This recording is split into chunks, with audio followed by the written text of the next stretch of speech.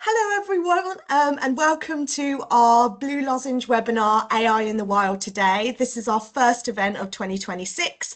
So we have over 70 people registered for today, which is excellent because it clearly shows the need of AI and how people feel like they want to understand more about this topic. So it's great to have you all on board.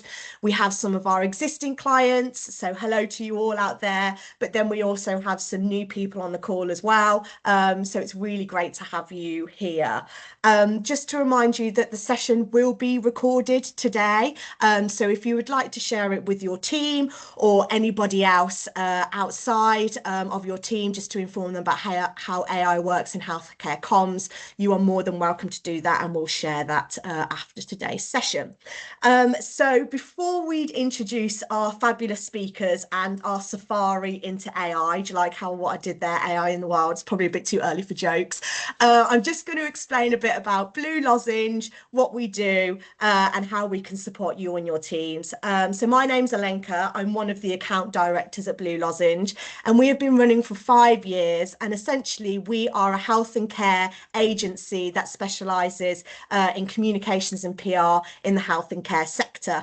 We've worked with hundreds of clients, from NHS to ICBs to government organisations to private sector clients who are looking to access the NHS healthcare market. Between us, our mighty team of 5, we have experience in NHS, central government and the private sector. So our comms work kind of spans lots of different areas. And if you have a problem or a challenge that you're looking to solve around campaigns, reputation management, communications audits, of which we're bringing AI into, we're more than happy to help you. So our website's there and our contact details will be at the end. So please let us know and get in touch if you would like any support on that. So that's enough from me and Blue Lozenge. We're going to dive into AI in the wild. So Rose, next slide, please. So AI in the wild, what are we going to be talking about today? So our webinar today is kind of split into 3 sections. So the first one is frameworks and tools, and that will be led by Sonia Cullington, who I'll introduce shortly. And that's getting the best out of the things that we're using in our day-to-day comms work. The second part is that in practice. So we have the lovely Sarahs from Cambridge University Hospitals who are talking about how they use AI in practice in their day-to-day work. And then finally, we know hopefully you'll have lots of burning questions. So we'll have a short Q&A at the end, and I'll be looking through those and firing questions to our speakers at the very end. But before we dive in, I'm not sure whether you can do this in the chat, but essentially, can you pop in the chat on a scale of 1 to 10, 1 being very unconfident and 10 being super confident, on how confident you feel around using AI at the moment? So if you've popped that into the chat, that would be excellent. Or pop it in the Q&A. 6. Amazing. Okay, so we've got lots of different ones going from 5 to 8. I don't see any 10s at the moment. Hopefully we'll get you to all 10s at the end. Okay, nice. Okay, that's really excellent. Hopefully by the end of today, we'll get you all on to 7 upwards after our fantastic speakers, which I'm going to introduce now. So Rose, next slide, please. Excellent. So Sonia Cullington is our first speaker today, and she is a psychologist and a public health sector trainer in AI. She supports the responsible use of AI and wants it to be a partner to us in terms of human connection rather than replacing human connection. She's got experience across the NHS, policy work in central government, and so she's a real whiz in the AI and public sector world.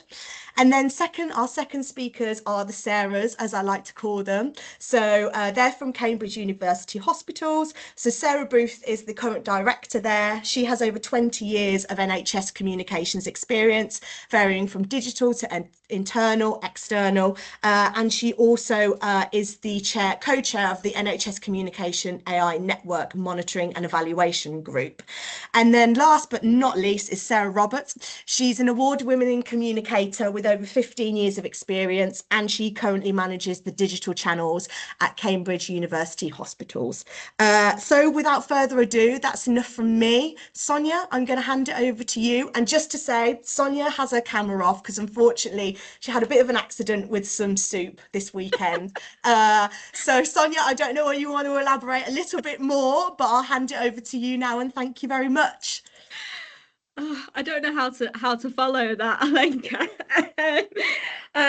Yeah, that's long story short is that I put hot soup in a blender, and that there's a moral in that story somewhere.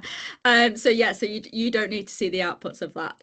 So if we can swiftly move on to the next slide, Rose. Thank you. So as Alenka said, for those who don't know me, I've spent about 25 years as a health comms professional, and now I'm a cyber psychologist, which essentially means I've studied how technology shapes how we think, how it changes how we make decisions and behave as individuals and teams in those technology-driven environments. So in a nutshell, I work with public sector teams on three things. So that's auditing the behavioural risks of AI tools, translating policy into a practical safety by design approach, and training people to maintain good judgment sort of during and after those digital rollouts. So ultimately, I'm decoding what AI is doing to human behaviour in real time.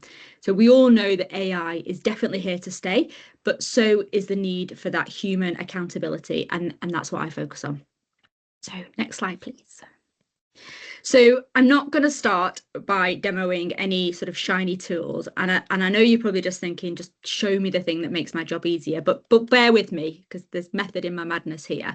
So the tools change. 6 months ago, everyone was talking about one platform. Now it's something else, and it'll change again. You know, we all know that. And the hype changes too, but it's the thinking behind that use that shouldn't change. And that's what I'm going to take you through, because this works with ChatGPT, Claude, Gemini, and even Copilot. So whatever your organization ends up using, it's about getting the value from any AI tool without losing your judgment. Because I've seen for myself that when things go wrong with AI in comms, it's not because the tool broke, it's because someone skipped the thinking. So next slide, please. So before we get into the full workflow, I want to talk about something that not everyone might agree with. And that's my belief that AI doesn't reduce your work. I think it intensifies it. And now I'm specifically talking about the work that comes in sort of the first two phases of what I call the judgment curve, which I'll come on to shortly. And when I've been talking about this kind of actually handily, research from Harvard Business Review, which was published in the last week or so, agrees with me, which was kind. And I think it names what a lot of those people and teams are already feeling. So the first one is that task expansion. So you absorb work that used to belong to somebody else because you can, because AI makes it easier. And now I know in NHS comms, you're already doing about 10 jobs. But what I'm seeing is AI making it easier to say yes to even more. So a briefing paper, a board presentation, and a stakeholder map all within the next hour. It feels productive, but you're still doing all of your old work too. You've just added a new layer on top.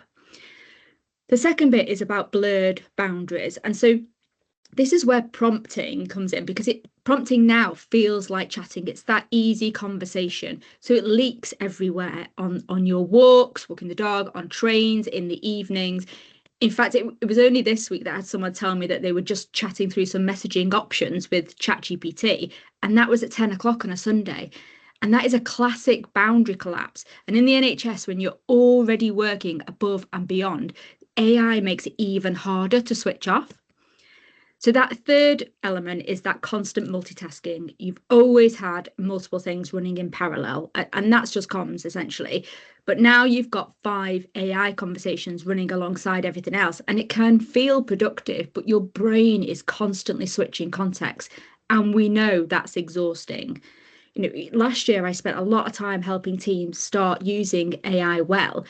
But by the end of the year, I spent just as much time helping teams work out when not to use it, not to stop using it, but knowing where those boundaries are.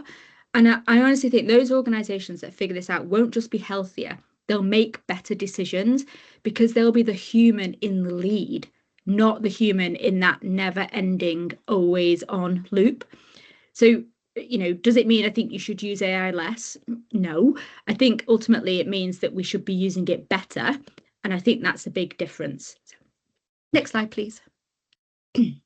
So let's talk about the risks that nobody's really bringing up. And it's not that AI makes things up, because I mean, it still does, even though those errors are reducing. I think the real risk is fluency that feels like accuracy.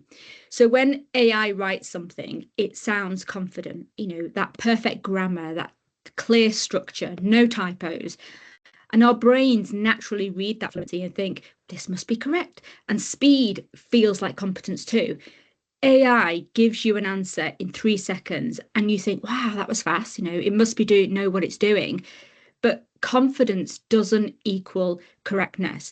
And AI sounds certain, even when it's completely wrong. It doesn't hesitate. It rarely still says, I'm not sure about this bit. It just delivers. And I think in comms, when or any role, when you're tired, you're under pressure with 15 things going on before lunch, it's so easy to read something that sounds good and just hit send on it. And I think that's where our judgment gets lost. Next slide, please. Thank you. So let me give you a concrete example. Say you've got a service change, maybe a clinic moving to a different model of care. Maybe the appointment system is changing. So you need 2 versions of essentially the same message, one for the public, one for staff. You put it into AI and it gives you a calm, confident, clear structure, that positive tone, reassuring language, right? Perfect, brilliant. But what it might miss is, for the public version, it doesn't know that this is the 3rd change to this service in 2 years. It doesn't know that there's already frustration in the community. It doesn't know that trust is fragile there. And then for the staff version, it doesn't know that this group of staff found out about this change at the same time as everyone else. It doesn't know that they're already stretched, or that they've been asking for support for months and this feels like just another thing that's being done to them, not with them. So it's the same facts, but it's completely different context. And AI doesn't know the difference. It just gives you that confident, neutral language for both. And that's not really AI's fault. That's doing its job. It's us as users, and we're not telling it enough, and we're not providing that professional judgment in it. So AI can draft, but it can't read the room, and it can't feel what's happening on your wards or in your community, and you can.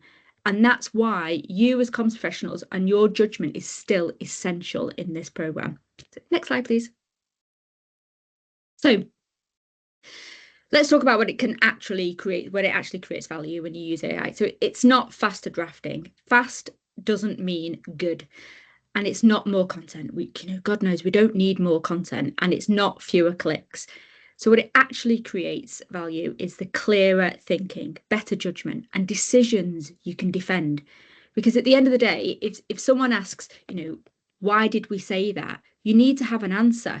And because AI wrote it, it is not that. So the goal here isn't to have AI write your comms. The goal is to use AI to think more clearly about your comms and then make a decision you can stand behind. Next slide, please. So when we talk about AI maturity, we often default to tools, agents, automation, and new features. But maturity in comms and kind of in AI use is about judgment. So, if we start off at the bottom here, where I talk through efficiency, this is where most teams start. It's the drafting support. It's those summaries and prompt experimentation. And there's nothing wrong with that. It builds familiarity and confidence. But at this stage, AI is still essentially a basic drafting assistant. You're still treating it like a bit of a chatbot, put in, put out. And then as we work up the curve and we go on to the workflow, this is where we're using it for kind of that more of those structured drafting, where you're triaging your emails and you're developing those role-based agents. So those individual task-based GPTs. And AI can kind of now be embedded in how we work and how it moves through the teams. So it's useful and you're kind of getting familiar and confident with it, but it's still largely operational. And when we go following up again as the curve, we go to strategic augmentation. Now, for me, this is where it gets really interesting because AI moves from helping us produce content to helping us think, becoming that sparring partner, narrative stress testing, audience simulation, risk interrogation. So it's not replacing any judgment, it's really helping you sharpen it. And then right at the top there is that kind of judgment advantage. And that's where we're looking at scenario modeling, sort of reputation foresight, that behavior informed decision framing. And I think this is where comms teams can really gain that leverage. And it's not by automating more, but by using AI to think more critically. So the workflow that I'm going to move on to is designed to help teams move deliberately up this curve without skipping any of those key judgments. Thank you. So, right, here's the workflow. 7 steps, practical, not theoretical. Next slide, please. Thank you. So, step 1, before you write a single prompt, ask yourself 3 questions. What must people do? What must people understand? What must they feel? And what must they do? So just like you would in the good old days pre-AI when you're developing your comms. So if you can't answer these 3 questions clearly, AI won't help you. In fact, it can just make things worse because AI is very good at producing something that sounds complete. But if you don't know what you actually need to achieve, you'll end up with something that misses the point entirely. So working out beforehand, if you're trying to inform, to reassure, to get people to do something specific, going back to those, what do people need to feel? Is it safe, motivated, heard?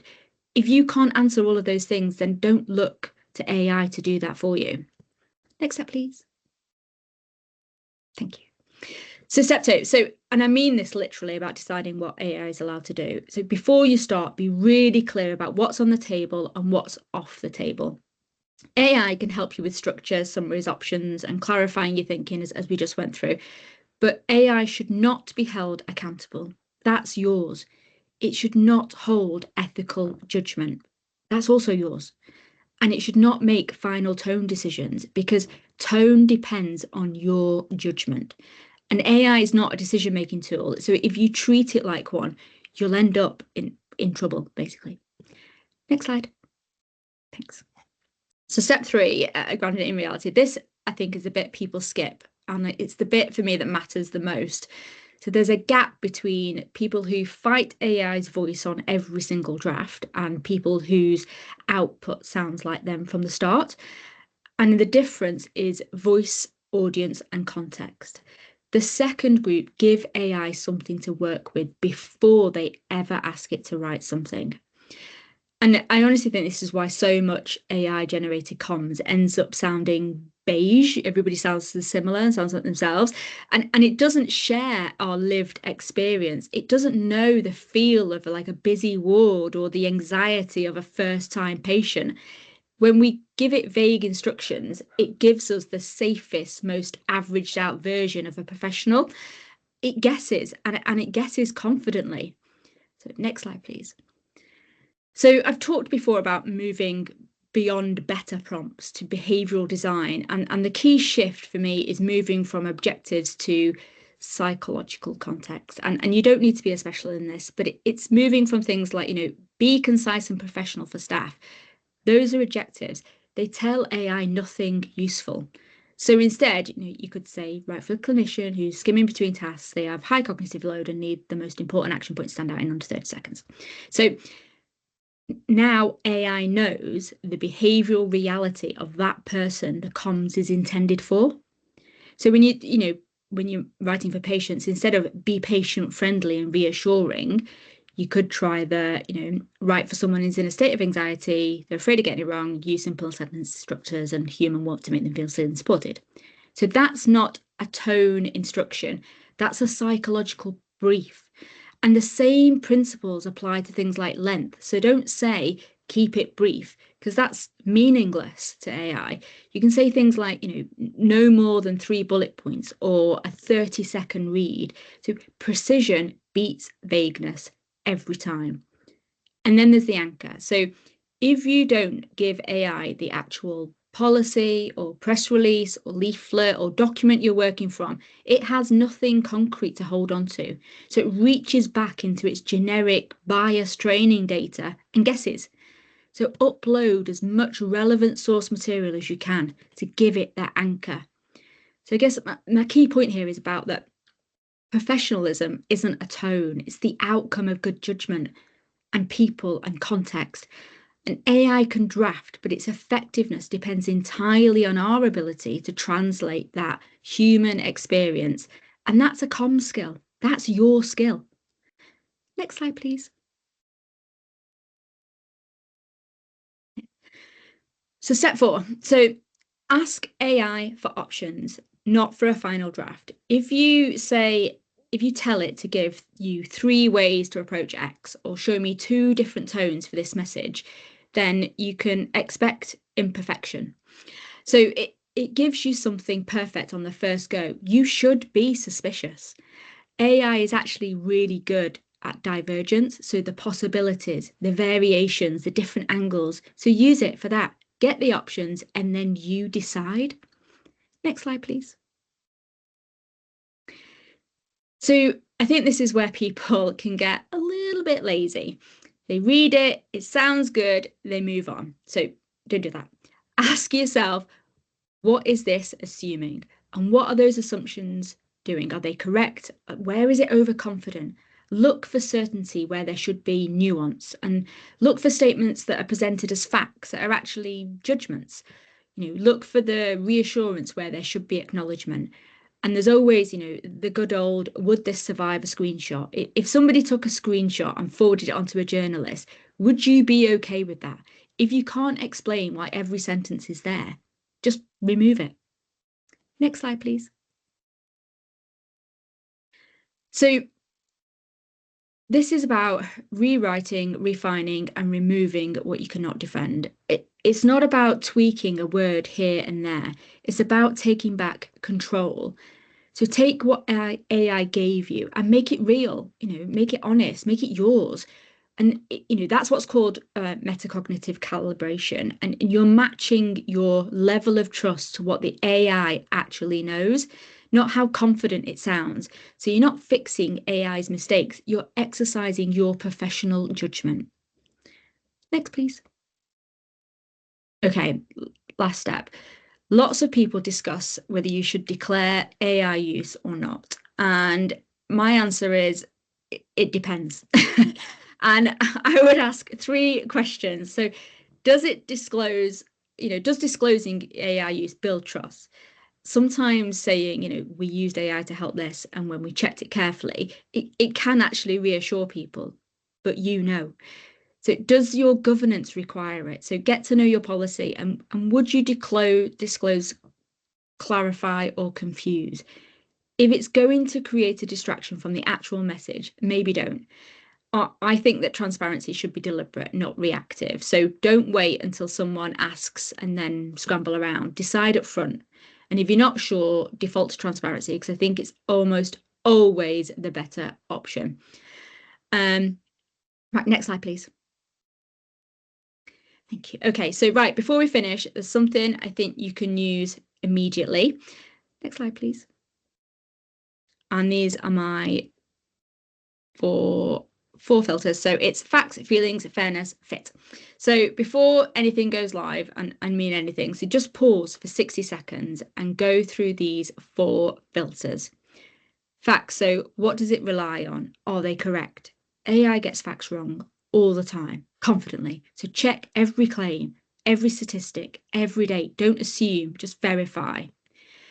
Feelings, okay, how will this land on someone who's anxious, tired, or frustrated? Not someone who's calm and already trusts you, but someone who's had a bad day, who's skeptical, who's worried about what it means for them, because that's who you could be writing for. So,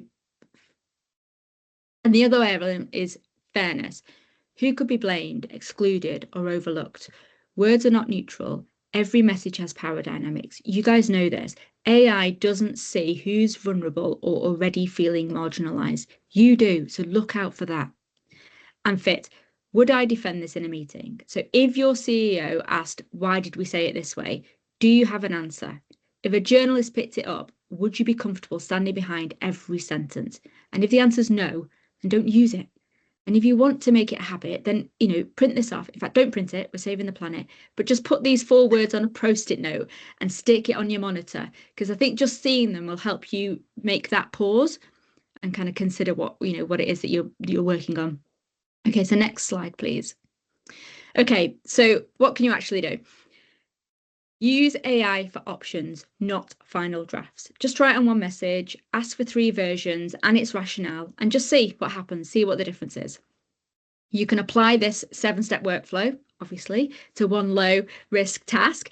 Don't start with the CEO's all staff email. Start with something small and kind of get comfortable with the outputs and your judgment and testing that for yourself. You can run the 60-second 4 filters before you send anything and make that your habit. But I think the most importantly is to agree clear boundaries within your team. Have a conversation. What is AI allowed to do? What's off limits? Get aligned, because small, safe experiments build real confidence, and you don't need to overhaul everything tomorrow. You need to feel comfortable. So just start. And if something doesn't feel right, even if the AI output looks perfect, trust that feeling. Your judgment is that data. Okay, last slide, please. Okay, so here's the point. So AI is a thinking sparring partner. It's not a thinking replacement. It can do a ton of things, but it can't make decisions for you, and it cannot take accountability. So use the tools, practice, be responsible about them, but keep your judgment. Thank you.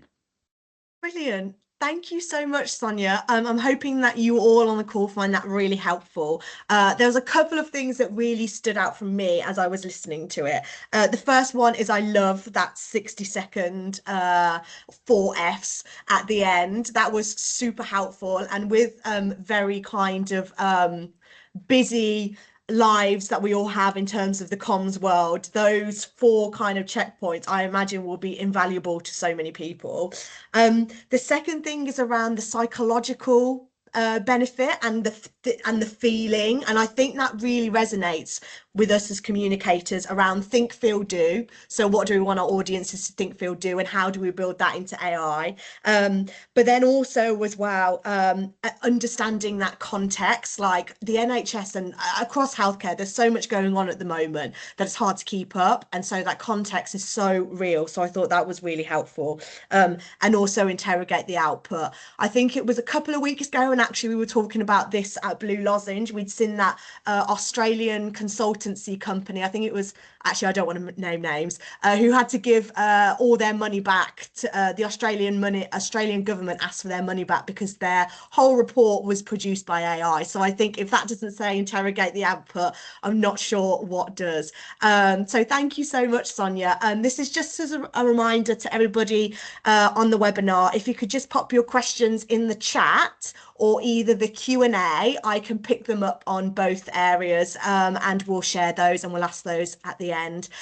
So we're going to jump into the next section of our webinar today, and that is going to be how we use AI in practice. So for that, I'm going to hand over to the Sarahs for how they use it at their hospitals in Cambridge. Thank you very much, Sarahs.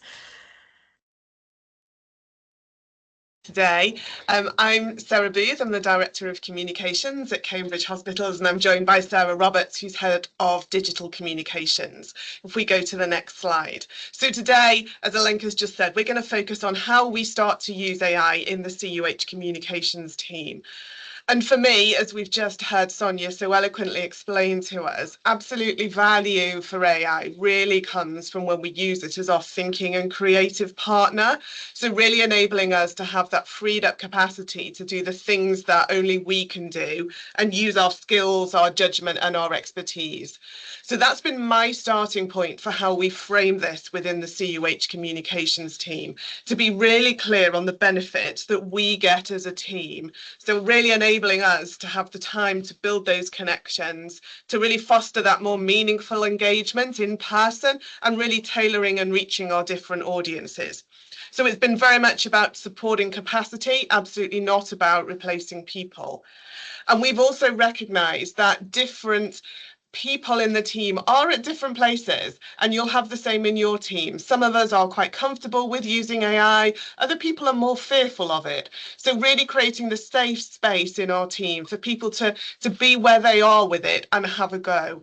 So we've been encouraging our team to use AI, as well as identifying a number of projects and initiatives that we can pilot, some of which Sarah and I are going to share with you today. And that's very much in the spirit of trying it out with a view to that longer term approach to really embed the governance of how we use AI, as Sonia has just taken us through. So if we go to the next slide, these are some of the ways in which we've already been using AI. So really helping us to get off that blank sheet of paper, but then using our skills, expertise and judgment to really personalize and shape that tone and style, giving us that creative input, but also drafting an outline for a plan, which then we can tailor and personalize. And we've also been using it to summarize large papers or complex information, pulling out those key points that really resonate from a communications and engagement perspective. And on the next slide, one of the ways in which I personally use this, we're all in the NHS used to having lots of emails, and we have busy days, don't we? We're working on multiple projects, initiatives, we have lots of meetings, and the emails can kind of pile up, can't they? So I really use Copilot at the end of the week to help manage and prioritize my emails. So looking at that, asking what are the key themes from this week from my emails, and it's really helpful for me to have that categorized into some of the themes that you can see here on screen, and then taking that a step forward. So tell me what the actions are. It's really easy, isn't it, in a large volume of emails to kind of lose some of the threads. So creating that prioritized to-do list for me actually helps me at the end of the week think and plan going into the next week, and I found that really valuable and helpful. So I'm now going to pass on to Sarah. Thanks, Sarah. So I think we're in a place that might feel familiar to many trusts and other organisations on the call, that we're trying to get to grips with AI, and we're trying really hard to create that time and space to understand where it's genuinely useful and where it's just a little bit flashy. So we're testing, we're learning, and at times we're needing to correct our course as well. But for me, there's fundamentally a belief that you have to develop a culture of innovation and a willingness to do things differently, so that we can understand the art of the possible, to be able to embed it well. So we've started with the really practical, exploring stress testing, different applications, and then stepping back to think, well, what does this mean strategically, and where can we place these bits of technology that help free us up to just elevate the way in which we approach our healthcare comms. We know as a sector, we don't lack ideas. We do struggle with the volume and the speed that things come down the pipe at us. So we're responding daily to operational stuff. I mean, anybody who's on this call would have been dealing with bone cement last week, for example. Things just come out of nowhere and you have to respond. So lots of different things. We're working across multiple channels and expected to move really quickly. So the questions that I try to answer when we're looking at this from a team perspective is, where can AI remove the friction, and where can it save, importantly, from what Sonia was saying, is where does it save time without compromising on our judgment? And what does it enable us to do that we otherwise wouldn't have the capacity for? And I feel like we're on the cusp at Cambridge of more formal embedding into workflow practices, rather than just trying and testing these tools. So this is a bit of a journey of our exploration. So what I'll go through now, there's four key areas, and the first is communications planning. So we're using large language models to support our thinking in a couple of ways, and the first is around deep research. And we're using it in a way that helps us scan the landscape, so that our plans are landing in well acknowledged and well researched from a political, economic, social, technological, legal and environmental standpoint. And that helps us shape those messages, and it gives us a real broad view very quickly, which we can then sense check against our local knowledge, which is again a really important part of the process. Secondly, we're using it for drafting and structuring, which is around, we use it to facilitate things like FAQs from long or technical source material, and that helps us to anticipate what questions we might get from the public or staff or media, and it often surfaces angles that we perhaps hadn't considered, and it then gives us that opportunity to identify ways in which we can answer it more effectively. If you can just pause there for a second, because I'm still on communications planning. And then we look at the stakeholder mapping and risk thinking. So it helps us identify some stakeholders beyond what we know. So it helps us propose a more robust route, and it helps stretch our thinking, particularly when I say around time is of the essence. And an example of that is around our winter communications plan, where a new strategy for us has been around delivering hyper-localised content to local communities around the Cambridge area. So, for example, during cold health alerts, we want to reach people in a different way via Facebook groups and covering lots of different communities in our patch. And rather than posting the same generic message everywhere, we've used AI to enable us to tailor each post and reference specific community names and reflect exact weather forecasts for the next couple of days. And that made us be able to do this at pace. And it wasn't just the fact that we were able to kind of use that to create the localized messaging. It also helped us test it and base it on the audience, and help us see if we were missing anything, any particular questions, again, moving at speed. And the team reviewed every post before it went out. And then content repurposing. So one of the big tools that we're using is Canva. It's no longer just a quick design tool. With its new AI features, it's starting to look more like a lightweight Premiere Pro. I don't know if anybody's used the video production tool recently, but it's certainly starting to look more layer-based, as you would expect from more advanced tools. And so for us, it means that we can generate layouts, create voiceovers, auto caption and resize content for multiple channels all in one place, which I think is really important because it often required several tools working across different platforms, moving content in and out of different things. And so the technical skill can now be done within one single workflow. And that in itself reduces production time. But I do want to note that at the same time, what we're doing is building really clear boundaries about where we use AI. And that's built into the work that I have done with our innovation team around the AI policy. So from our perspective, we don't use AI to create synthetic humans. We don't use it to recreate hospital environments, because we don't want it to be mistaken for real patients or clinical settings. And that for us is a really important line. Where we do use tools like Magic Media in Canva, it's for graphic design elements rather than lifelike images. And one tool that I've just started to test is called Opus Clip, which is, it takes your video content, creates multiple cuts of it. It looks good, but it needs a bit more testing. But I thought it's worth mentioning here because it's certainly I'm seeing some interesting results from that particular testing of that tool. So onto the next click. Thanks, Rose. Copilot agents. I'm not going to go into detail here because I've got a couple of slides after this, because there's a specific example I want to go through. So next click is finally on content refining, which is we're using tools like Adobe Podcasts to improve our audio quality and recordings. And it might sound small, but it lowers the barrier to creating usable audio content. Rose is going to play you a clip. It's 8 seconds in total. The first 4 seconds are the original recording. The next 4 are the same audio after it's been through Adobe Podcast. As you listen, notice the background noise in the first 4 seconds, and you'll hear the room and the ambient sounds, and then compare it to the cleaned up version. So what we're bringing in is a system where when patients arrive in the emergency department,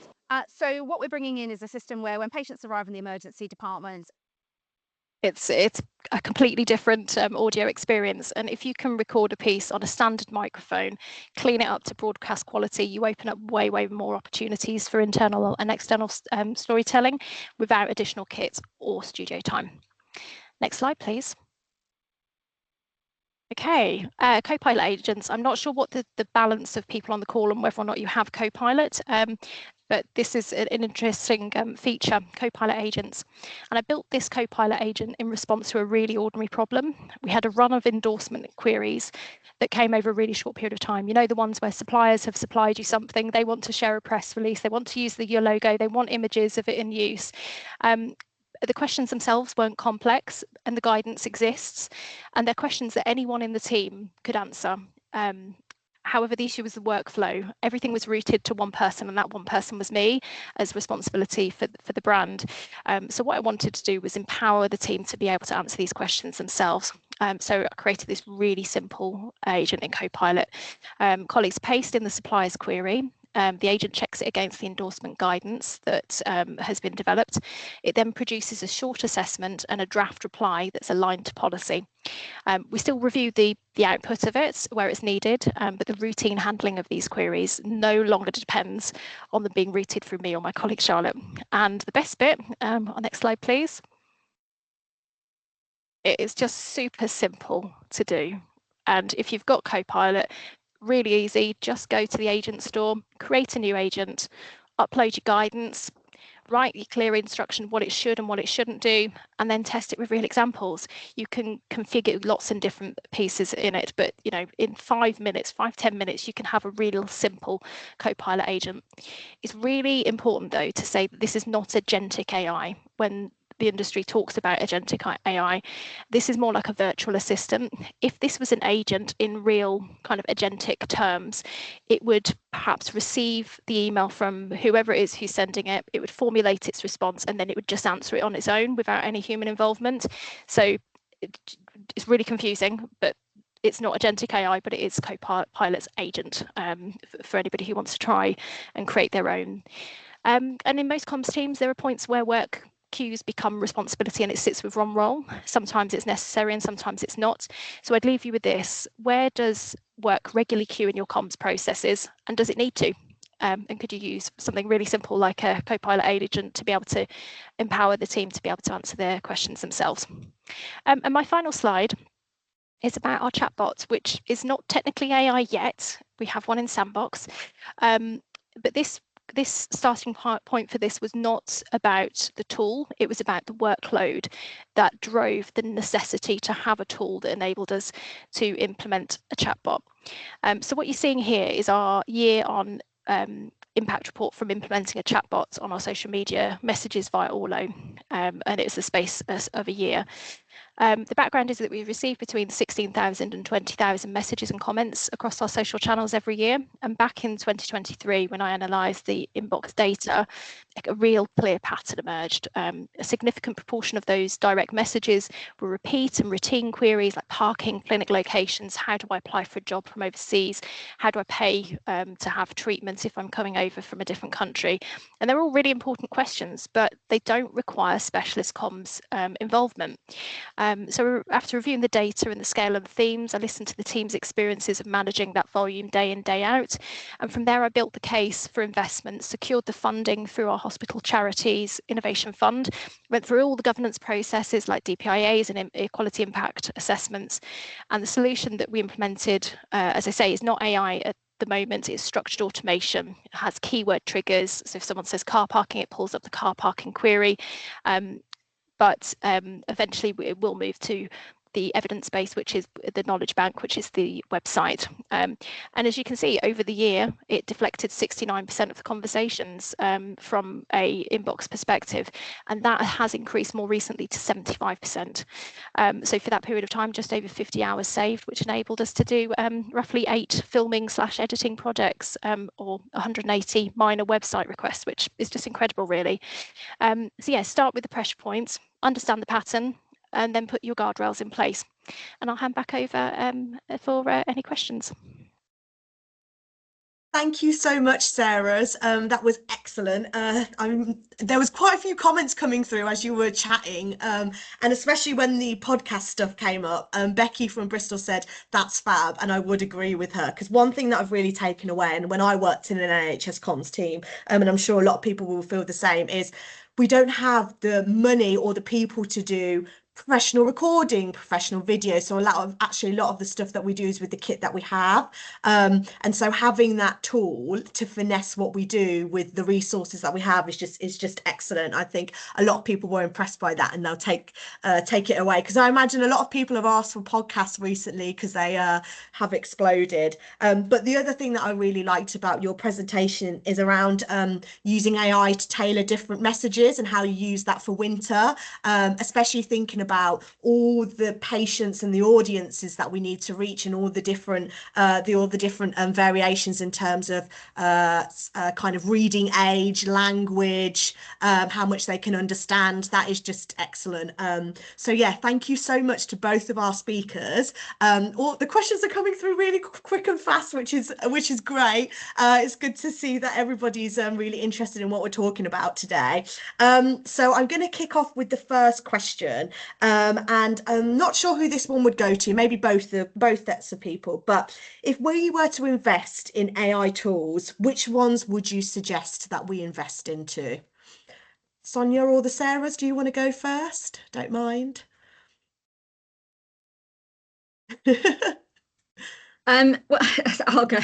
I think there's a balance here, because some organisations don't have a choice about which tools they're being given to use. So I know a lot of NHS organisations have been sort of given a co-pilot licence, and there are variations of that licence. I don't think co-pilot have been very helpful in their naming conventions in that sense. But I think for me, I'm tool agnostic, because I use all of them, because the vast majority of them, because that's I train about them, and I help teams to understand them more clearly. But also, I think it's less about the tool and more about what's the problem you're trying to solve, and how you can kind of use AI to help you along that way. So in that kind of political answer, it depends. It depends. So, and I know Sarah just talked about, the Adobe Podcast as well, which is a phenomenal tool to use. But if you don't have access to that, and I don't know if does it need an additional licensing fee? I'm not sure about that, but I don't know the technicalities of that bit. But there's also a tool called Notebook LM, which you can use to feed in your own materials and produce that into a podcast type variations. And it used to be, quite Americanized, a few months ago, but they've changed that. You can add your own voice, you can clone your voice, I quite like using the pirate voice just because you can. Not that that's very professional in this situation, but you can use whatever voice you want. And I think it's about looking at what are you trying to do? What are you trying to solve here? What's the problem you want to get to before you start investing in tools? And there's lots of free ones available to try and test and look at. But obviously we have to be mindful that free ones, not in the security elements. So take that professional judgment around what you're sharing within those free elements. Brilliant. Sarah, do you want to elaborate on that anymore, or? I don't mind coming in here. I think for me, it's as you say, Sonia, your organisation will probably have a chosen tool. The one here is through Microsoft Copilot, but I have been working with the innovation team to kind of build a bit of space to be a little bit more flexible, following the right processes, which we have an AI steering group, which I'm about to go and present our updated comms plan to, and enable us to have a little bit more adaptability, because like you say, these tools change very, very quickly, and if we've wedded to something which isn't quite giving us the agility that we need to solve the types of problems and the emerging problems, but we have to have the governance that sits around that. So while we are testing these things, so if for anything else above and beyond what we've explained from a co-pilot perspective, there needs to be the governance that sits around that too. So I think I agree. It depends what you're trying to achieve, but certainly try out and see what you find works for you and your team. I think it has to be a journey of exploration. Brilliant. Thank you. Exploration is key. Thank you. We've had a comment from Amy here who says, you talk about feeding AI all the background documents you can, but I just wanted to flag that we need to be careful about uploading anything commercially sensitive or confidential. Sonia and the Sarahs, could you let us know kind of what best practice is in terms of making sure that there aren't any hiccups in terms of what we upload and not getting into trouble around sensitive data, especially thinking about patient and staff data? Sonia, I'll bring you in first on this, and then the Sarahs. Well, I was going to go to Sarah actually, as working in the thick of it, in the trenches with that stuff, so it might be better. Sarah? I don't mind jumping in, Sarah. I suppose because I'm doing it day in, day out. So if anything sensitive is being done, we do it in Copilot, because we have enterprise level that enables us to set the sensitivity preferences on a particular document, and that keeps us safe, and that keeps us within the enterprise rules. For other stuff, there's, you know, sometimes there's things which are not commercially sensitive. There are sometimes communications which are so generic that actually it's okay to step outside the realms of that, and that's what we do from that perspective. But anything sensitive keeps within the confines of Copilot until we have an approved tool that enables us to do and have that flexibility to move stuff over to a different tool. Brilliant. Absolutely, and I think just to add as well, we've also used ChatGPT, but as Sarah said, it's very much around, is it sufficiently generic that it's not identifiable in any way and doesn't contain any sensitive information and doesn't actually link back to us here? So we've used it in that way, and it's very much then been, as I said at the start, that kind of thinking creative partner, because you then really do need to personalize and tailor it. So it is absolutely, as Sarah said, being mindful about which system you're using, and therefore we use Copilot for much more of that personalised information, because we know we have that governance framework in place there. Brilliant, thank you. And I'm going to keep it with the Sarahs for now, because we've had quite a few comments about your Adobe podcast tool. So Joseph has asked, can you explain a bit about a bit more on how you use Adobe Podcast and the results of it? So if I'd hand that over to you both. Yeah, of course. So often when we're filming, it's a very busy environment. You heard that clip, that was part of our winter planning comms, and somebody was discussing around a new digital triage tool, but we were filming it in the ED. You know, there could have been sirens, there could have been anything. And so for us, if it's a particularly noisy area, we do have, pretty good mobile mics, but in areas where we know it's going to be particularly busy, or even like air conditioning, that can create a real horrible buzz behind. It just enables us to remove that and have really great almost studio quality sound that goes alongside our video and audio productions. Brilliant. And how many times have you used Adobe Podcast recently, out of interest? And you said you spoke about using it in A&E, but what kind of other areas have you used it in? Sorry, that was a question from me. I'm interested in this more. No, it's fine. That's fine. How recently? So we don't run everything through it because not everything needs it, but certainly where we have perhaps filmed on location, some perhaps not in like a quiet corridor or on a ward, somewhere. Whenever we go out and about, you just don't know who is going to be popping up behind the filming or the audio. So yeah, lots of different products. So sometimes our board stories, sometimes just our general videos, our research videos. It really depends. It depends on what sounds are we trying to eliminate, but we wouldn't use it unnecessarily if we didn't need to, as it's another step in the process. And if we only use it if we have to, if that makes sense. Brilliant, thank you. And we've had a question here from Becky, which I think is a really interesting one. And she said, interested in people's views on the use of AI to create imagery.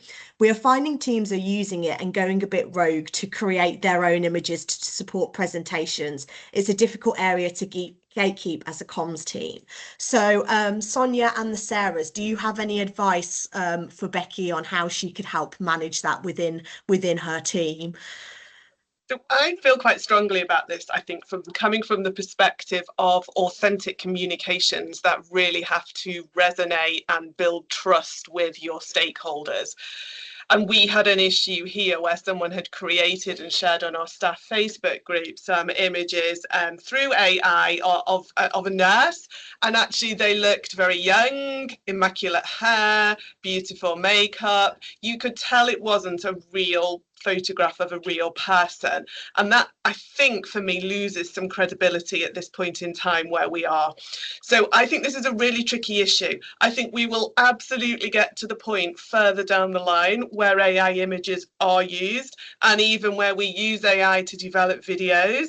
I don't think we're there yet, and it's too early days. And I think right now we have to be really careful and come back to how are we really going to use AI in a way that adds value and enables us to still deliver authentic communications and engagement. So I think it's a journey, and it for me, it feels too early, but I think I'm very open to the fact that it is an area that is going to expand further down the line. Defo. And Sonia, did you want to come in any more on that? Any tips of wisdom? Well, I'm not sure about wisdom, but I think I agree with Sarah. I think it's really difficult, and for me, obviously I would say this comes back to judgment. It comes back to professional judgment. You know your audience and your stakeholders, your staff and your community.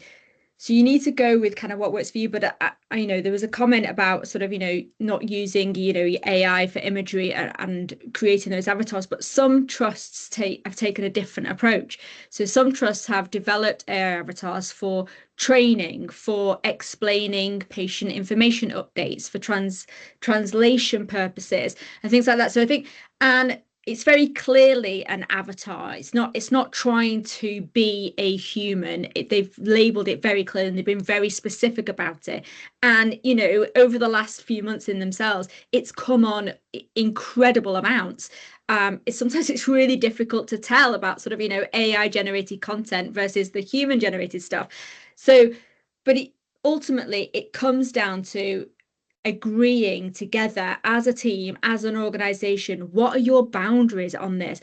Are you going to use AI for creating images that either are, animation type or virtual reality type, scenes and things like that? And I know lots of the new hospital programs are using VAR and things for how it will look and supporting the patient, and that might work in their situation. You have to just go with your professional judgment and agree as a team, this is our boundary and this is why we're going to stick to it.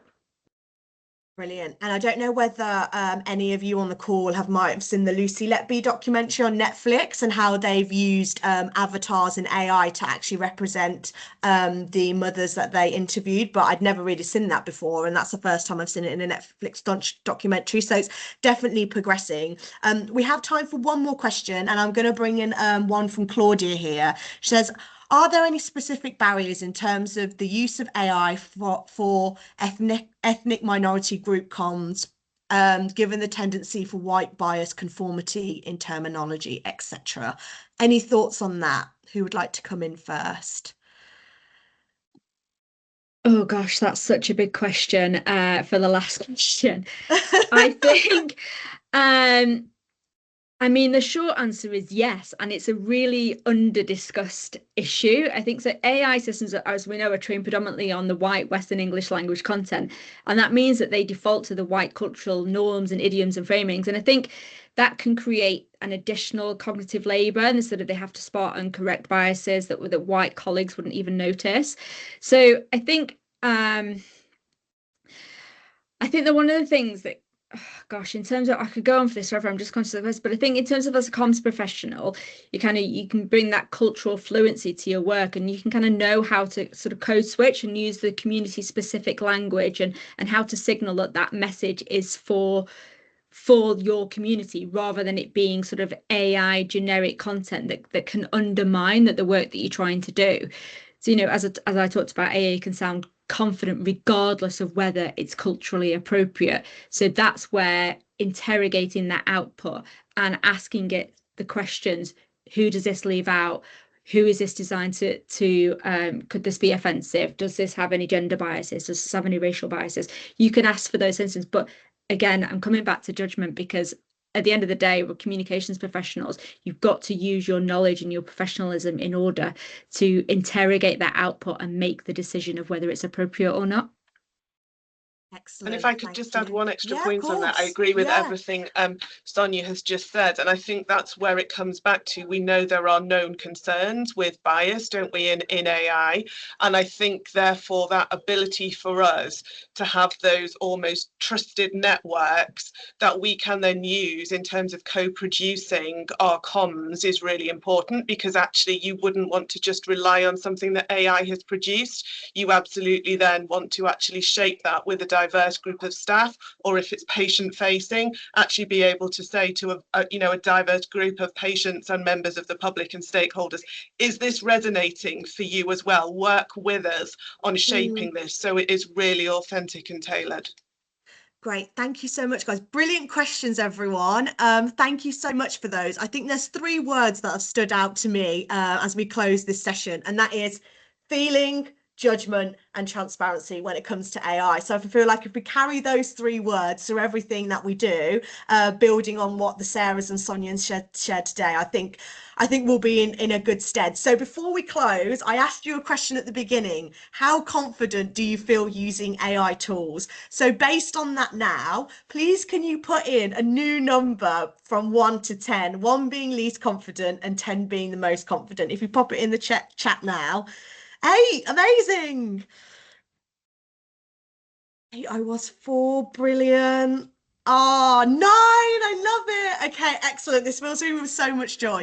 Excellent. All right, well, thank you so much for coming today. If you would like any more information about what we've shared, please contact us via the email addresses on the screen now. But as I said, we will be sharing this with you all after the meeting, and we just want to say thank you so much for joining, and we will be holding future events again in 2026. So if you've got any ideas of what you'd like us to feature, just drop hello@Blue Lozenge an email, and we'll factor that in. So brilliant. Thank you so much, everyone, and bye.